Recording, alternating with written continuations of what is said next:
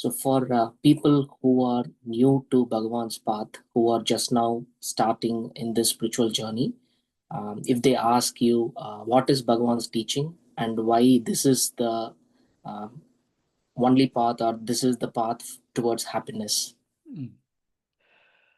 I wouldn't say this is the only path. This is the ultimate path. And to reach the ultimate goal, whatever other paths we may follow, we finally have to come to this path. The ultimate goal is to know ourselves. To know ourselves means to be aware of ourselves as we actually are. That is, we are now aware of ourselves as if we were this body. But this body is not what we actually are. We can understand this clearly by just considering our experience. We're aware of this body in only one of our three states. That's in the waking state. In dream, we're aware of some other body as if it were ourself. So if this body were ourself, we couldn't be aware of ourselves without being aware of this body. But clearly in dream, we are aware of ourselves without being aware of this body. So does this mean we have a mind? We seem to be the same mind in both waking and dream. But even this mind is not what we actually are, because though we're aware of this mind in waking and dream, in sleep, we continue to be aware of ourselves without being aware of this mind. When I say we continue to be aware of ourselves, we are aware of our being in that state. When we wake up from sleep, we're aware of having been in a state in which we were not aware of anything. In order to be not aware of anything means we were not aware of any phenomena. But in order to be aware that we were in such a state, we were clearly aware in that state. We were aware of being in a state in which we were not aware of anything other than ourselves. So since we, in sleep, since we're aware of ourselves without being aware of anything else, we clearly are not anything other than just this basic awareness. That awareness is what we actually are. Now this awareness is mixed and conflated with this body and mind. This body and mind is generally referred to as the five sheaths, panchakosha. The five sheaths means the physical form of this body, the life that animates it, the mind, the intellect, and the will that operate within it. These five are collectively what we experience as ourself now. In dream, we also experience ourselves as these five, but it happens to be not this physical body, but some other seemingly physical body. That is, now we say the body in dream, it was just a mental creation. But while we were dreaming, it seemed to be every bit as physical as this body seems to be. So we now, our present awareness of ourself is a mistaken awareness. We're aware of ourself as something other than what we actually are. And all our problems arise because of this. In sleep, when we're not aware of ourselves as anything other than ourselves, we are perfectly happy, perfectly contented. But when we rise as ego in waking and dream, thereby identifying ourselves with this bundle of five sheaths, we face so many problems and we are perpetually dissatisfied. Whatever we gain, nothing can satisfy us. The reason it cannot satisfy us, as Bhagavan said, our infinite happiness or infinite satisfaction is our real nature. That is what we actually are. But when we limit ourselves as this bundle of five sheaths, we cannot experience the infinite happiness that we actually are. And hence we are always dissatisfied. Wherever we may seek happiness, wherever we may seek satisfaction, nothing can satisfy us. Even if we get what we were seeking, it may partially satisfy us for a brief period, but the discontent rises again because nothing can satisfy us short of the infinite happiness that we actually are. So since such is the case, Bhagavan says the remedy for all our problems is to be aware of ourselves as we actually are. What we actually are is not any phenomenon of any kind, not any physical phenomenon, not any mental phenomenon. What we are is just that fundamental being awareness, I am. That's what we actually are. And only when we're aware of ourselves as such will we experience the infinite happiness that is our real nature. And in order to experience that infinite happiness, since that is what we actually are, we need to investigate ourselves. And investigating ourselves means attending to ourselves. We need to keep our mind or attention fixed on ourselves in order to be aware of ourselves as we actually are. That, in brief, is what Bhagavan's teaching is all about. And there are so many different types of spiritual paths with so many different types of aims. But nothing is going to satisfy us. Even if we go to the highest heaven, even if we enjoy the greatest bliss in any heaven, even that will not satisfy us because that's all finite. Any world, whether this world or some heavenly world or some hellish world, whatever it is, all are finite. And we can never be satisfied with what is finite because our real nature is infinite happiness. Our real nature is infinite being, infinite awareness, infinite happiness, infinite love, infinite clarity. So nothing else is going to satisfy us. So whatever path we may follow, sooner or later we have to come to this path to investigate ourselves and thereby know ourselves as we actually are.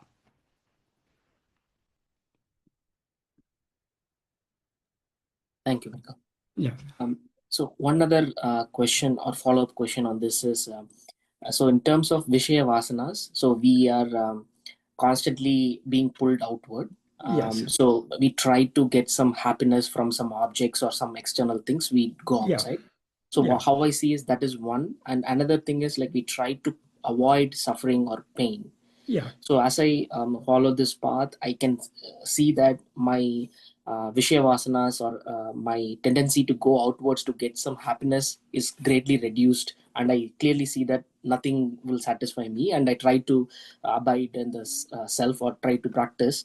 But when it comes to the other thing, suffering, when there is any pain or suffering that is supposed to come to me or it's coming to me, I immediately just go out and try to resolve it. So is there any difference between those two, or it's just No, essentially there's no difference because Vishaya Vasanas are our inclination to seek happiness in Vishayas. Vishayas means objects or phenomena. The same objects or phenomena, those objects or those phenomena that we desire, when we get what we desire, we will be briefly satisfied. And when I say briefly, it's not full satisfaction. We'll be satisfied to a limited extent for a limited time. But since we have a liking for some things, conversely we have dislike for other things. For example, if we like to be healthy, we therefore dislike to be sick because sickness is the opposite of health. So that is when we rise as ego and identify ourselves as this body, we experience pairs of opposites: happiness and misery, life and death, knowledge and ignorance, satisfaction and dissatisfaction. All these pairs of opposites neither of a pair of opposites, one doesn't exist without the other. So this is the nature of embodied existence, the nature of finite existence. If we that is, along with pleasure will come pain. Along with life will come death. Along with knowledge will come ignorance. Along with satisfaction will come dissatisfaction. So when we have inclination to seek happiness in certain things, we also have an inclination to avoid the opposite of those things. That is, for example, if we desire food, we dislike hunger. If we desire some material security, so-called security, because there's no such thing as material security, because this body can die at any time. So even if we have all the wealth in the world, it's not going to do us any good when our time comes. So, but if we desire physical security, we will dislike insecurity. So we think we get security from having money, having wealth. So we desire wealth.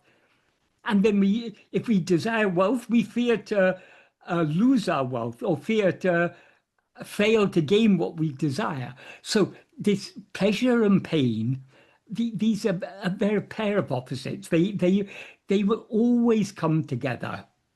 That is, we will experience some pleasures along with some pains. So it's basically our Vishaya vasanas, it's the inclination to seek happiness in Vishayas. If certain Vishayas seem to give us happiness, certain other Vishayas will seem to give us pain. So it's all a play of our Vishaya vasanas. Vishaya vasanas, in essence, are just our likes and dislikes. We like those things that we think will give us happiness. We dislike those things which we think will deprive us of happiness. And so we are caught up in this endless cycle of seeking happiness outside. And along with seeking happiness, we're trying to avoid the pain that inevitably comes along with pleasure. There will always be pain.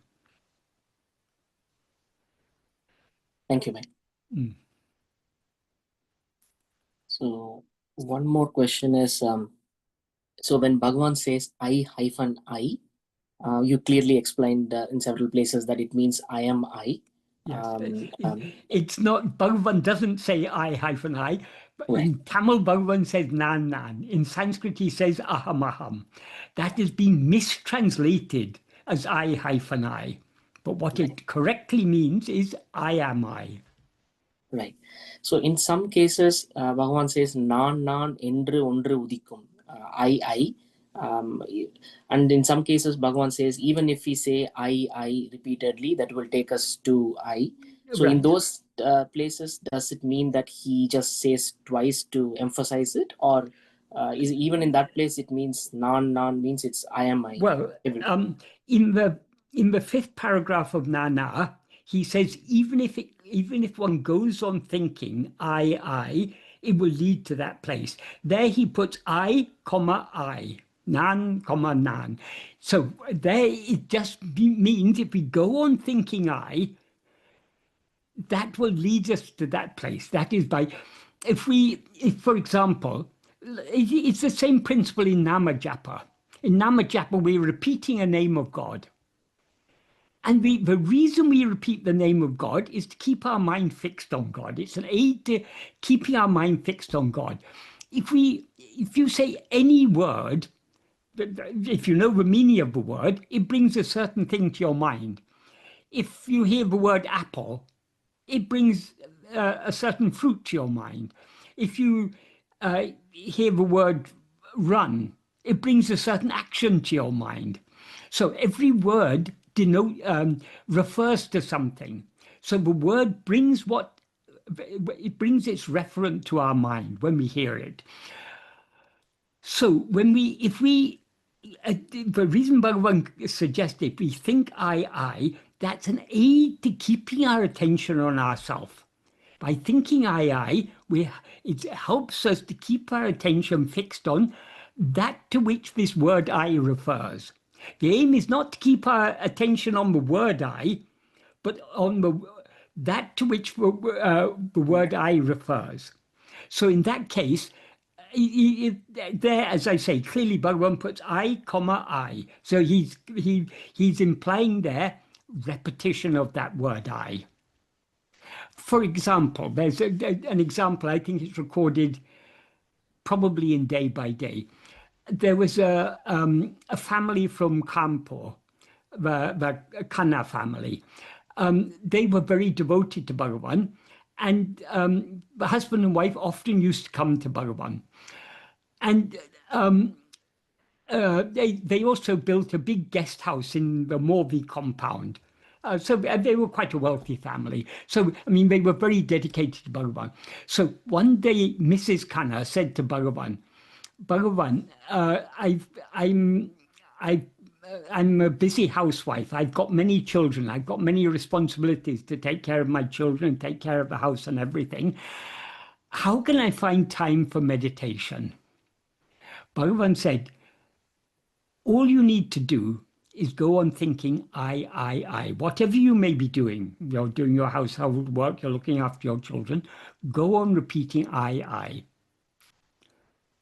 The reason he said that to her, because for her, that's the most useful, the most helpful clue to hold on to that self-attentiveness. So it's not something that Bhagavan recommended. Well, he does mention it in Nana, so it's definitely as an aid. But for some people in particular, it's a particularly useful thing. And another thing Bhagavan often said, the first name of God is I or I am, because God is the reality of the first person. That is, now we experience ourselves as I am this person, I am Thiru, I am Michael, I am whoever. So that awareness, I am Thiru, that is an adjunct conflated awareness. That is the basic awareness is I am, the awareness of your being. But that is now conflated with a set of adjuncts called Thiru. The set of adjuncts is this bundle of 5 sheaves, which are called Thiru, because you experience yourself as such, you experience yourself as I am Thiru. But the reality of that is only I am. Thiru is something that appears and disappears, so it's not real. What is real is only I am. So I am is the reality of the first person. That's the reality of ego. The reality of that's what we actually are. And that is God. So Bhagavan said of all the names of God, the first and foremost name of God is I or I am. Even Om is second to it. Bhagavan used to say, I is the elder brother, Om is the younger brother. I is the Anna, Om is the Tambi. So it's so much emphasis Bhagavan gave on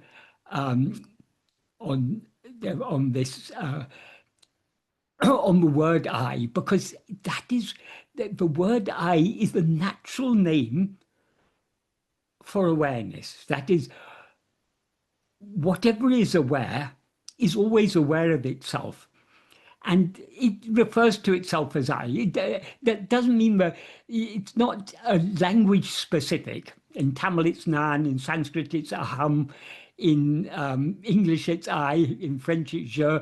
So there's so many different words. It's not the word, but there is, in every language, there is a first person singular pronoun by which we refer to ourselves. That is the natural name of us of awareness, and the reality of that, what that awareness actually is, that is what is called God. So the first and foremost name of God is I. So in your question, I didn't catch the first reference. You referred to this passage where Bhagavan says, he doesn't say if one goes on saying I. He says, karati kondirandalam, if one goes on thinking I. Yes. So The the other first, reference, what was the other reference you said? I think it's in Ulladu Narpadu. I forgot the verse, but he says, நான் என்று ஒன்று உதிக்கும். Oh yeah. That Ah, yes. That it means I am I. correct. That is the in verse 20 of Upadesh Undya, verse 30 of Ulladu, and verse 2 of Atma-vichara, he says more or less the same thing. But when this ego dies, ego is the false awareness, I am this body. When that dies, that is, when that dissolves back into its source, what then shines forth is I am I. That is, I am this body is a false identification of ourselves. We wrongly identify ourselves with something other than ourselves. But I am I, that is the correct identification of ourselves. Because who am I? I am nothing other than I. Even to say I am Brahman is it's correct but not quite correct, because if that is the reason the Mahavakyas are there in the Upanishads. The Mahavakyas means, well, there are a number of uh, sayings in the Upanishads that are loosely referred to as the Mahavakyas. For example, Sarvam Kalvidam Brahma, all this is Brahman. That is sometimes referred to as a Mahavakya, but generally the term Mahavakya is reserved for four statements, all of which are pointing out our identity with Brahman. So there's the most well-known Tattvamasi, you are that. Aham Brahmasmi, I am Brahman. I am Atma Brahman. This self is Brahman. This very self is Brahman. That means I myself am Brahman, and Prajnanam Brahman. Awareness or pure awareness is Brahman. So all of these are showing what that they're showing that what we actually are is Brahman. But the reason these Mahavakyas were necessary is because the mind is by nature outward going. We're always seeking happiness or satisfaction outside ourselves, because as a jiva or ego, we experience dissatisfaction. There seems to be something lacking in ourselves. That's why we're dissatisfied. So because the lack seems to be in ourselves, we seek outside ourselves. So we look for happiness. First, we look for happiness in the worldly things. And when they don't satisfy us, we look further. And then we look to try and find happiness in God or in Brahman. So we take God or Brahman to be something other than ourselves. So it was necessary for the Mahavakyas to say, that which is called Brahman or God, you yourself are that. That is, there's no Brahman other than I. So what Brahman is that, as Bhagavan says in that Hridaya Gurha Madhya, Brahman is that which is always shining in the heart as I am I. It's always, that is, it's, Brahman is not something separate from ourselves.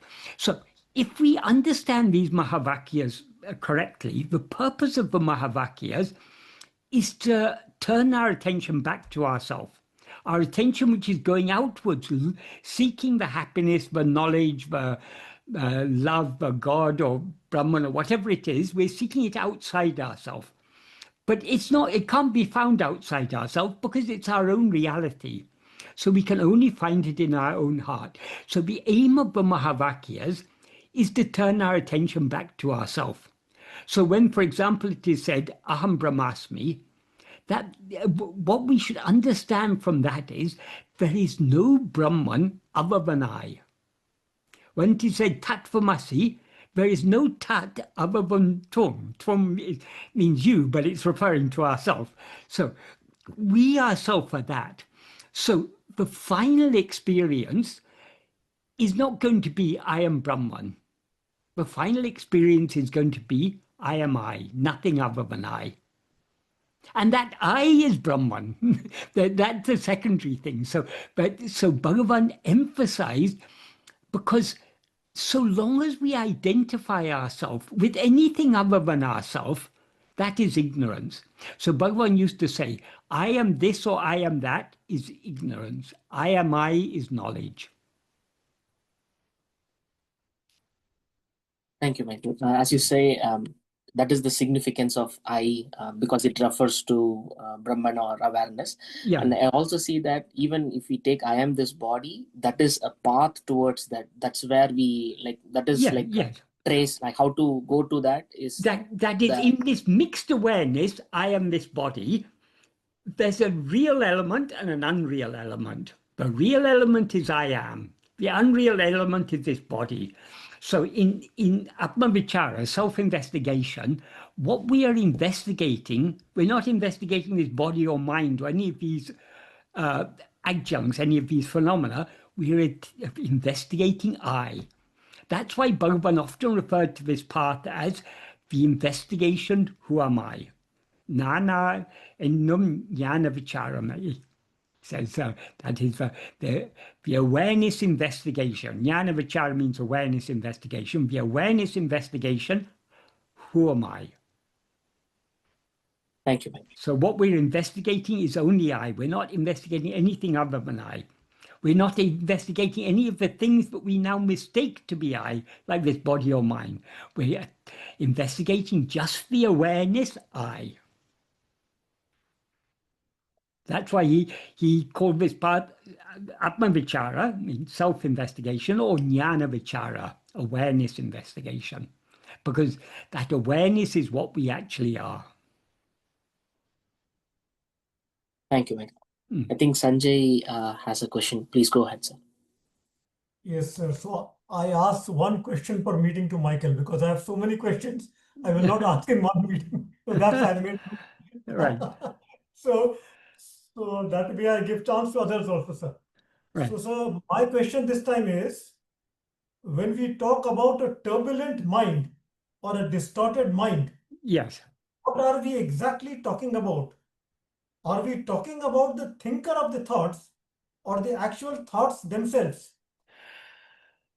The thinker of the thoughts is ego, which is wholly identified with this bundle of five sheaves. So when our mind is full of many thoughts, we feel agitated by that. That is, we don't exactly identify ourselves with the thoughts, but we experience ourselves being agitated by those many thoughts. So a turbulent mind means the thoughts are very racing and very like a stormy sea. Like the waves are going up and down and tossing a ship around in Bhagavan uses that analogy in Aksharamlai. Mihamal nilamal markatralikalam ahamal kartarul arunachala. That is, so but I shouldn't be like a ship tossing in a storm without a helmsman. You be my helmsman. That is when the mind is agitated. What is our experience? It's not like just looking out the window and seeing a storm. We actually, because we identify ourselves with this mind, we feel agitated by the agitation of the mind because of the strength of identification. So a turbulent mind means, yes, it's the thoughts that are turbulent, but we experience it as we are in a state of turbulation. Is that a clear answer? Yes, sir. So it's a clear answer. I have one more question, sir. I'll finish it off. Yes. It is not related to this new topic altogether. How should we interpret Sri Krishna's Vishwarupa Darshan in the war of Mahabharata? Um, we can interpret it in various ways. That is, basically what Krishna is showing is that this whole universe is nothing but him. Vishwa means the universe. So it's Krishna who appears. Krishna means God. This whole universe is nothing but God. That's how we should understand it. Like Bhagavan says in verse 5 of Upadesha Undiyar, Ennuru yavam irayuru ameni, Ennuru yavam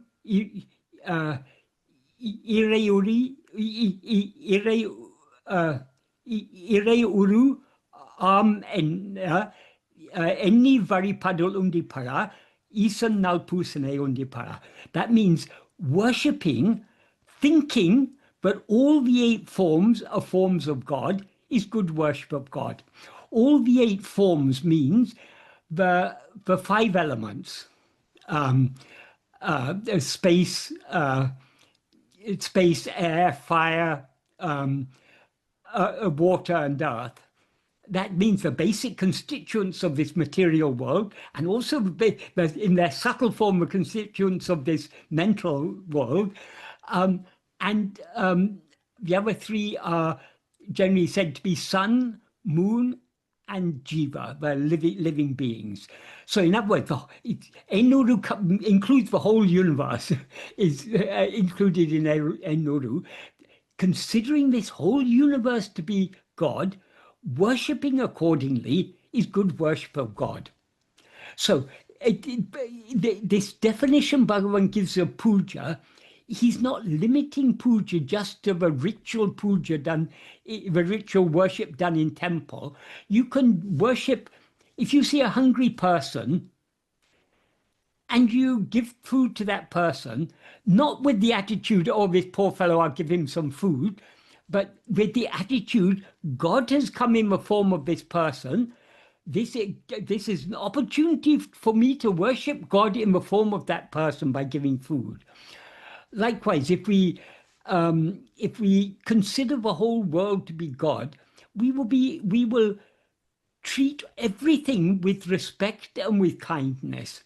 So, for example, we know nowadays that because of our excessive consumerism, we collectively are causing this global warming, which is causing so many problems, creating havoc all over the place. So if we consider this world as God, we won't want to extract all the oil and burn all the oil and create chaos. We'll treat it with respect. So we will try to live an eco-friendly lifestyle. We try to live a lifestyle that causes minimum harm. If we're doing this with the attitude that this whole world is God, that is good worship of God, Bhagavan says. So that is one thing Krishna is teaching by that Vishwarupa Darshanam. He's teaching this whole universe should be treated with respect as a form of God. Another thing he's teaching, but many people don't understand, that is, many people limit God to a particular form. So it is not inappropriate to worship God in form, because as Bhagavan says in verse 4 of Uludunapadu, if oneself is a form, the world and God will be likewise. That is, the real nature of God is formless. He's formless because he's infinite. But how can our finite mind, our finite and form-bound mind, conceive that infinite formless reality that is God. We cannot conceive of God as formless. We may have an idea God is formless, but even that idea is a mental form. So we cannot adequately conceive of God as formless. So it is so long as we take ourselves to be a form, it's appropriate to worship God in form. However, though we worship God in form, we shouldn't think that God is limited to that form. Many people, there's even a modern sect of so-called Vedantins who say Krishna alone is God. All the others are demigods. That type of very narrow thinking is what Krishna's indirectly teaching against when he shows his Vishwarupa Darshanam. Krishna is showing, I'm not limited to this form of Krishna. I am, that is, this whole universe is my form. But actually, even that is what he showed his Vishwarupa in the 11th chapter. But in the 10th chapter, when he's talking about his Arjuna wanted to know about the greatness of Krishna, about all that his greatness. So he started to say, well, he started from verse 20. He said, I would, in order of priority, I will talk about my different manifestations. The very first thing he says, Aham Atma Gudikesha. I am Atma, Gudikesha, he's addressing Arjuna as Gudikesha, in the hearts of all living beings. I am the beginning, the middle, and the end. When he says that, how can we limit him as just one form and say, this one form, this Krishna alone is God? What these people don't understand is, that what some people don't understand is it true that Krishna is supreme? Yes, of course it's true. Krishna himself says in so many ways that he's supreme. But just because Krishna is supreme doesn't mean that Rama isn't supreme, doesn't mean that Shiva isn't supreme, doesn't mean that Vishnu isn't supreme, doesn't mean that Subramanya isn't supreme, doesn't mean that Durga isn't supreme. They're all different manifestations of the one supreme. So indirectly, by showing this Vishwarupa Darshanam, by so many other teachings, Krishna is showing, don't limit me just as this form. That is, though God appeared in the form of Krishna to give us the Bhagavad Gita and to teach us so many things, we shouldn't limit him to that form. Of course, we should revere that form, because that what is shining through that form, that is the supreme. That same supreme is what is shining through the form of Rama, shining through the form of Narasimha, shining through the form of Mahavishnu, shining through the form of Shiva. So all these different forms of God, they're all different forms of the one ultimate reality, which is nothing other than ourself. That is what we act, that same reality that appears in the form of all these different forms of God is what we actually are. That's why Krishna says, Aham Atma, I am Atma, in the heart of every living being. Every living being means every sentient creature, from the smallest ant to the highest God, that which is that which they experience as themselves. In other words, that is Krishna. Bhagavan says the same in that when he was asked whether he's an incarnation of Subramanya or Shiva or this sage or that sage, who is an incarnation of, Bhagavan replied, Ariyati Tarajivara Dahavari Jagohail Arivairami Paramatman Arunachala Ramanan. Arunachala Ramana is the Paramatma that blissfully exists as awareness in the cave of the heart lotus of all different jivas, beginning with Hari. So from the highest God, Hari means Mahavishnu. from Mahavishnu down to the smallest ant, that which is shining as I in all of them, that is Arunachal Ramana. So Bhagavan is saying exactly the same as Krishna is saying in the Gita. When Krishna says, I am Atma in the heart of all, he's saying the same. Because it's the same one reality. The names and forms are many, but underlying reality is one. That is what people of immature mind fail to grasp. And so they say, my God is superior, your God is inferior. That is very, very ignorant. Particularly, it shows that they haven't really understood the Gita. They haven't really understood what Krishna is teaching there. Got it, sir. Yeah. Got it, sir. One last small thing. It's a question born of ignorance, I'll say. All questions are born of ignorance. So, sir, because suppose if I lose my ego, I'm not sure Yeah. because I'm trying my best. Suppose if I lose my ego, so I lose all connection with my family in this world. So, firstly, who is going to lose the ego? Ego. Yes. Ego is going to lose its ego. Ego ceases to exist. There's no one remaining to say, I've lost my ego. That is what, when ego ceases to exist, what remains is the eternal reality, which never had an ego in the first place. That is, ego seems to exist only in its own view. And it's only in the view of ego that all this multiplicity exists, all this family and friends and loved ones and enemies and everything. It all exists only in the view of ego. As Bhagavan says in verse 26 of Ulladu Ahande undayan anatum undahum. If ego comes into being, everything comes into being. Ahande indrail indru anatum. If ego doesn't exist, everything doesn't exist. Ahandeye yavamam. Ego itself is everything. Adalal yaduidu endru nadle ovadal yavamena or.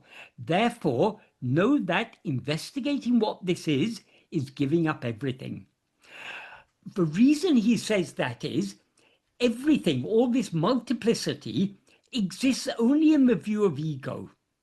So it's only when we rise as ego that there seems to be a world, there seems to be a separate God, there seem to be those we love, there seem to be those who give us trouble, there seem to be all these come into existence. Where are all these things when we're asleep?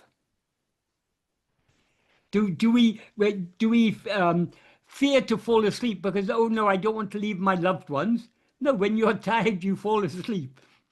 Even a mother of a newborn child, she has so much love for that newborn child, but when sleep overpowers her, she forgets about the small child and happily merges back into sleep.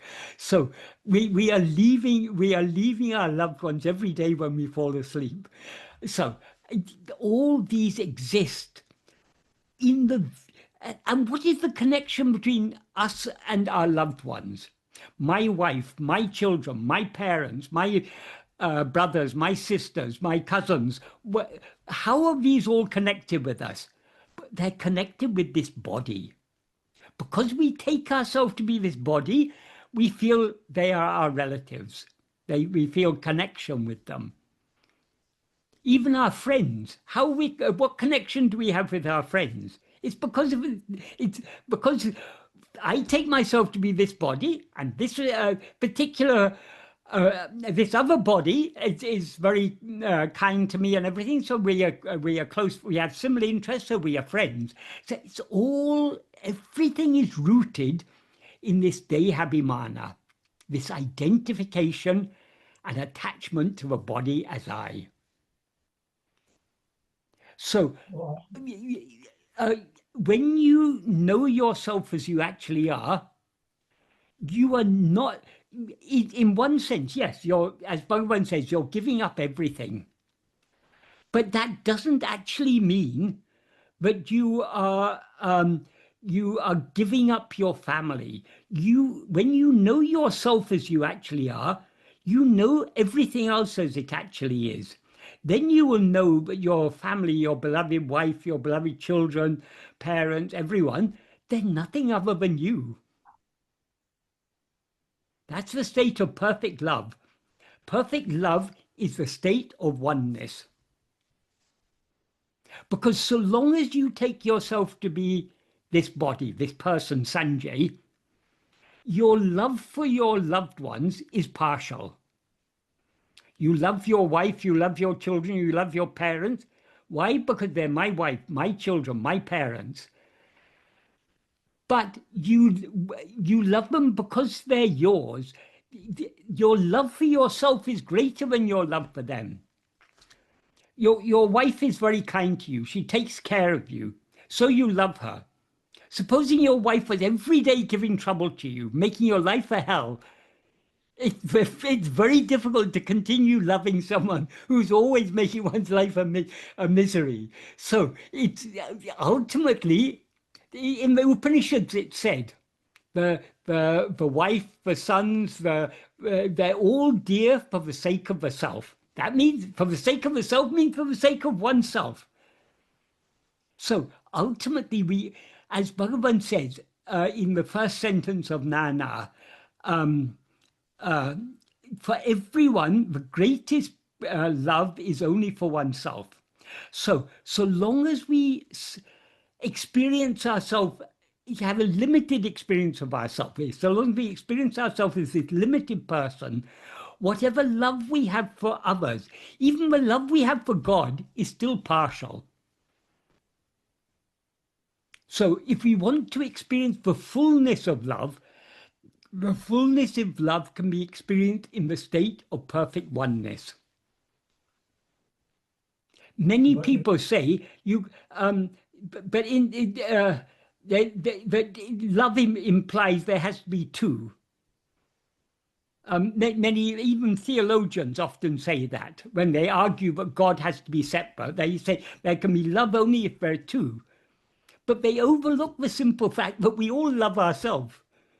Does that mean we're two? No.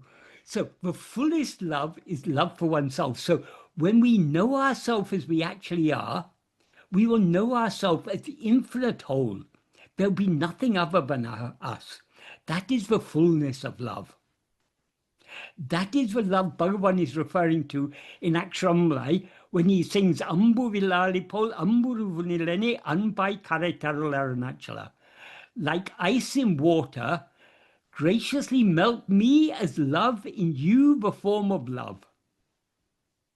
So Arunachala is that infinite ocean of love.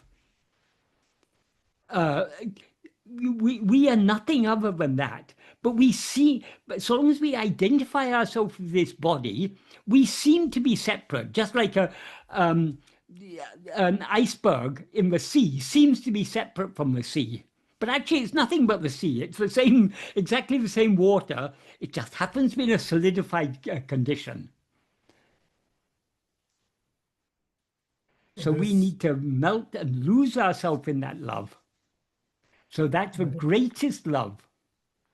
That is clear, sir, but it's a very fearful prospect. Last time also I was speaking to you that if this Sanjay goes, his world, his family, his responsibility, I mean, it's a very unbelievable thing. How all this will happen? Okay. Leave aside death of ego. What is going to happen when this body dies?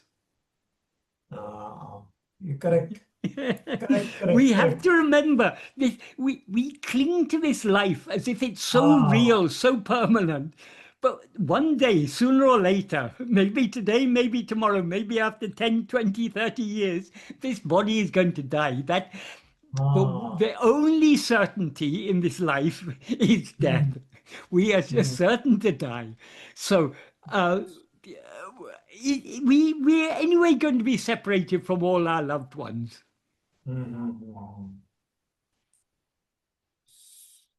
So we shouldn't fear that state. We shouldn't fear that state. And as I say, we should remember that in that state, we we merge in the reality of ourself and everything. Because your wife and children and parents, they don't have a separate reality. What they actually are is what you actually are. So when you know yourself as you actually are, then you will love them to the fullest extent. I mean, it'll be infinite. You'll have infinite love. You will be infinite love. You will not love them, sir. You will be infinite love. You will not Yeah. love them. Yeah, There yeah, will be yeah, no. yeah. It will not be a plural, them. It'll Yeah, be you will love the one which is the reality of all. it is the reality. That is what, and this thing, very fearful thing, that everything will disappear Yes, and you alone will remain. Of course, you will be infinite love, but all this connection will go with the yeah, yeah, world. Whether you die, yeah. whether it's a physical It death it or it the ultimate seems death. fearful now because we are Yeah. so strongly identified with this little form, this little person that we take ourselves to be, because our identification is so strong. Leaving go of this seems very fearful. Mhm. In a slightly, not exactly connected with this, but it also has a certain parallel with this. Bhagavan used to say, people who fear to surrender themselves to God, it's like a person with a quarter paisa. In those days, the rupees were divided up into 16 annas, and I think it was 20 paisa for an anna. And the anna, they even had quarter anna. They such a small coin. So it's like a person with a quarter anna holding on to that quarter anna and say, no, I'm not ready to give up this. But if they give up that, they will get all the wealth in the world. But they're still not ready to give up their quarter anna because they're so attached to it. It's like that. If we give up this little self and these little attachments that we have, we will be the infinite whole. But we are clinging to these small things with so much attachment, even though we know these give us so much misery. That is, however much we love our family, our parents, our wife, children, so on, some of them are going to pass away before us. We'll be separated from them, we'll grieve, we'll lament their loss.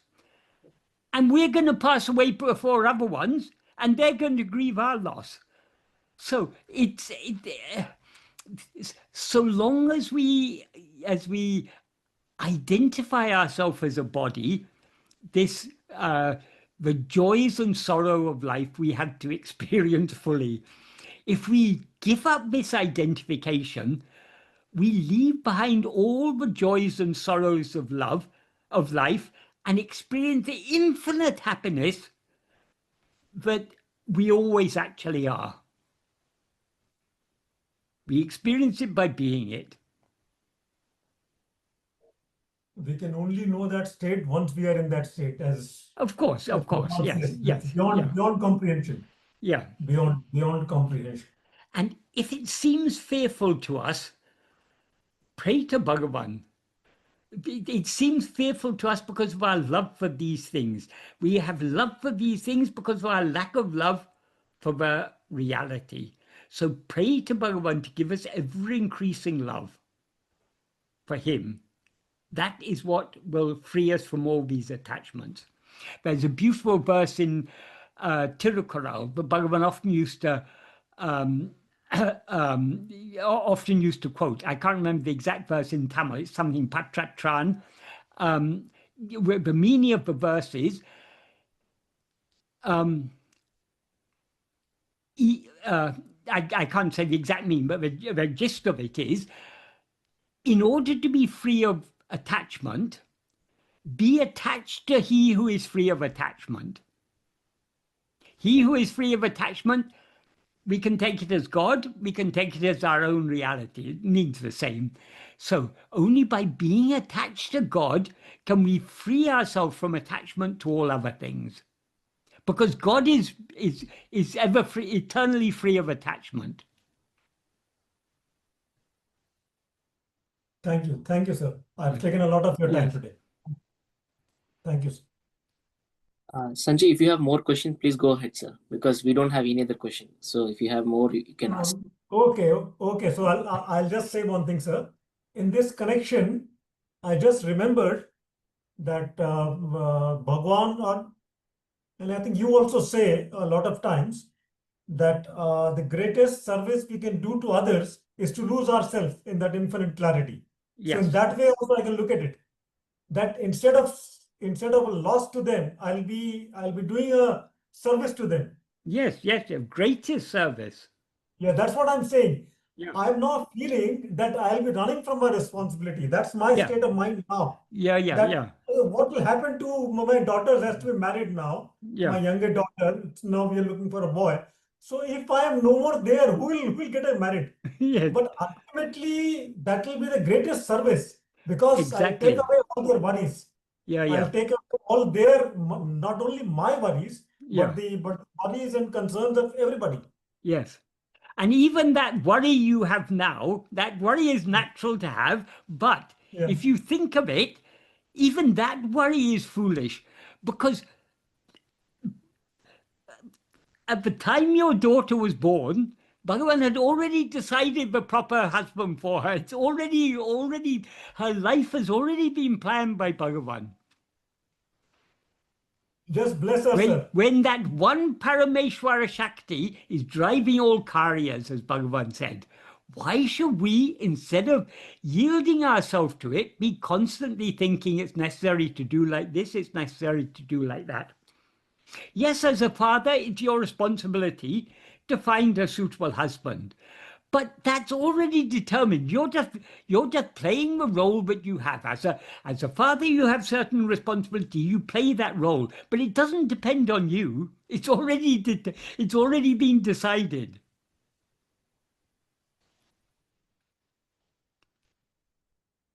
So bless her, sir. My daughter's name is Shraddha. Just bless her because I know your blessing will count. Just bless Shraddha. I don't know what is a blessing. I can't bless myself, but Bhagavan Shraddha, just is take her name, blessing sir, itself. Shraddha. Bhagavan is Just take blessing her, himself. So just take her just name, think of Shraddha. Bhagavan, and that is the Shraddha. greatest blessing. Just take her name, Shraddha, sir, once. Yes, Shraddha. well, of course, I wish well to everyone. Of course, I wish her well, but we are all Bhagavan's children. So he is taking care of us. He's not only our father, he's our father and mother. Mata Pita Guru Devam. He's our mother, our father, our God, our Guru, and our God. So he will certainly take care. There's no doubt about that. Thank you, sir. Thank you very much, sir. Right. We don't have any other question, Michael. Do you want to say something else? Um, uh,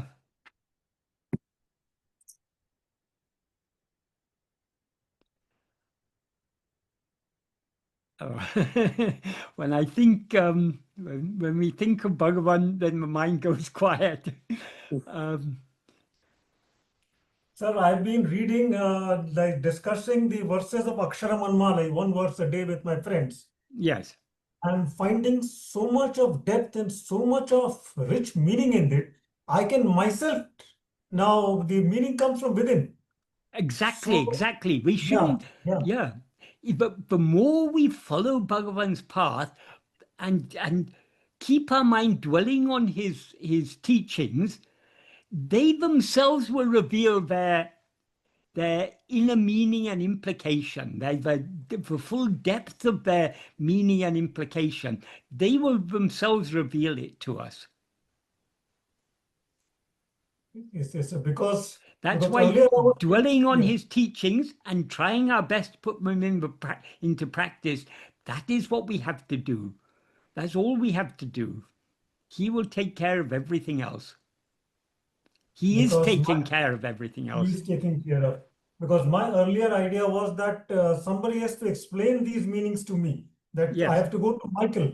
But now I feel the more I put my mind, I can bring out certain meanings which even Michael has not pointed out. Exactly. I Yeah. felt exactly the same when I was with Sadhu Om for 8.5 years.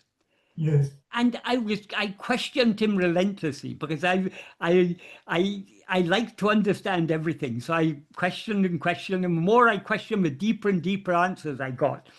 But I was feeling completely dependent on him. When he left the body, I thought, oh, there's so many things I wanted to ask. I wanted to ask him to explain this work and that work in more depth and everything.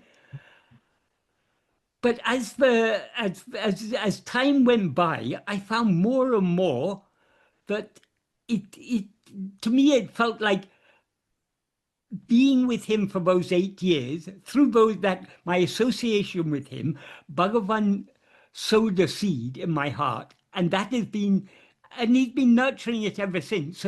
So now these things where previously felt I had to ask him in order to get clarity, I found it's all coming from within. That the meaning of these works becomes clearer and clearer as time goes on. They themselves reveal their meaning. Yes, sir. So because recently I was thinking about this Ulladin Arpadu verse. Now in this, I think it is.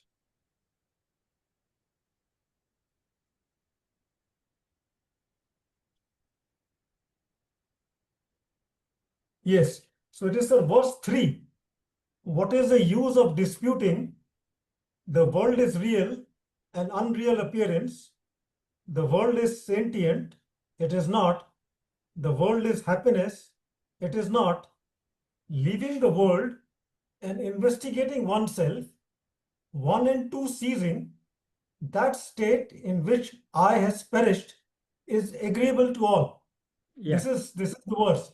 So yeah, your interpretation here is this: with one and two ceasing is with the duality and non-duality ceasing, the idea of one or two, whether it is yeah, dual or non-dual. yeah, I was thinking, sir, one more meaning we can get out, that there are pairs of opposites here. The world is real and unreal. So there are two here. So yeah, both the ideas will cease. yes, Instead yeah, of instead of talking about the duality and non-duality, yeah, the idea of world being real or unreal will cease. The yes, idea being world sentient or not sentient will cease. So yes, yeah. that is another interpretation, sir. Yes, Within yes, yes. that, But actually, these overall, two interpretations are the same yeah. because this saying the world is unreal, that is Advaita. Saying it's Mm, real is Dvaita. mm, Because if mm, it's real, then there are many things. So we mm, have duality. We have mm, there's subject and object. All these are real. According to mm. Advaita, both subject and object are unreal. What is real is only the one uh, Yes, awareness. yes. So So world happiness and it likewise, is not. the world is if the world is sentient, the world is insentient. That again, from the perspective of Advaita, this world is jada. Mhm. From from the perspective of others, it's all this is God, so it's all sentient. So, but it's just different ways of looking at it. Yeah, that's what I'm saying. One But more, we, one more layer, one more layer, because over yeah, here it's the world is happiness, it is not. So yes, now the Bhagwan is saying that you will leave all these two ideas, whether it's happiness or not. yeah, yeah, So as you said, the overall idea is going beyond the duality, but yeah. within that there is a layer of meaning that you will not argue about these things, Exactly, whether it's exactly, happiness, not happiness, whether it is yeah, yeah, good or yeah, bad, yeah, whether it is a place of yeah, enjoyment or a place of yeah, this thing. So all these will also go. yeah. And that's verse 3. From Yeah. verse 4 up to Mm, verse 7, and also in mm, some of the later verses, Bhagavan mm, very clearly implies that the world mm, is unreal. mm, But then in verse 18, mm, he says both for the jnani and for the ajnani, uh, this world is real. Yes. Why does So he this, say that? Not yes, that the names and forms are real, for the jnana, whereas for the Ajnani, the world is limited, it's the forms of the world that are real. For the jnani, the adhara, the underlying reality that supports those names and forms, that is what is real. And that shines devoid of form. so basically, sir, verses 17 and 18, Bhagavan is trying to confuse us. And No, then he's not. He's trying to asking us, clarify. He's trying to clarify. yeah. That is I'm joking, sir. yeah, That's yeah, a joke. yeah. That's a joke. Seemingly, for those who don't think deeply, they can say, "Oh no, Yeah. Bhagavan has said even for the jnani the world is real. Even for the jnani the body is I. So what's so wrong with me taking the body to be? If we don't understand Bhagavan deeply, but that's why we have to think very carefully about these. We've had to pay very close attention to what Bhagavan actually says."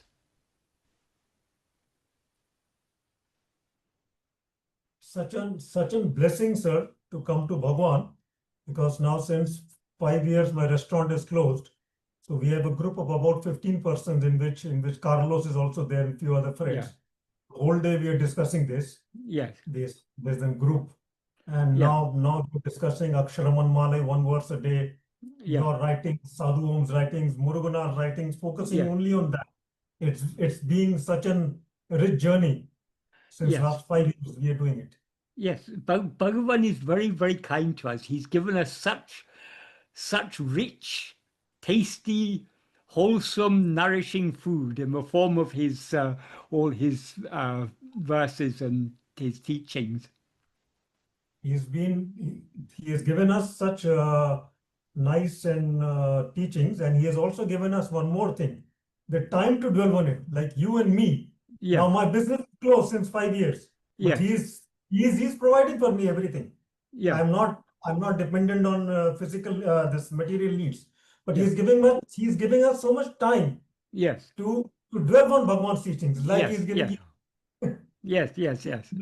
So that is Yes. also great, sir. Yes. He's taking care of our physical needs, giving Yeah. us time so that Yeah. you spend your time in this only. Right. Right. Right.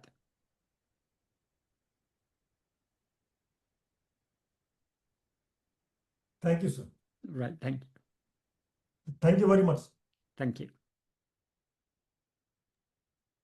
We don't have any other questions, Michael. So Okay. you can conclude if you want. If you have something else to say, please. Nothing comes to mind at present. Sure.